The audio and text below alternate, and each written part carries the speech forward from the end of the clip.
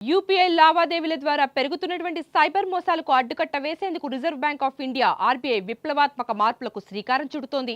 కొత్త ప్రతిపాదనల ప్రకారం ఎవరైనా మొదటిసారి ఒక వ్యక్తికి 10,000 రూపాయలు లేదా అంతకంటే ఎక్కువ మొత్తాన్ని పంపినప్పుడు ఆ నగదు అవతలి వారి ఖాతాలో జమ కావడానికి గంట సమయం పట్టేలా కూలింగ్ పీరియడ్ నిబంధనను తీసుకురానున్నారు. ఈ గంట వ్యవధిలో ఒకవేళ సదరు లావాదేవీ పొరపాటున లేదా మోసపూరితంగా జరిగిందని గ్రహిస్తే వినియోగదారులు దాన్ని రద్దు చేసుకునే వెసులుబాటు కూడా ఉంటుంది. ముఖ్యంగా సైబర్ నేరగాళ్ల బారిన పడే అవకాశం ఉన్న సీనియర్ సిటిజన్ల భద్రత కోసం ఆర్బీఐ మరిన్ని కఠిన చర్యలు చేపడుతోంది.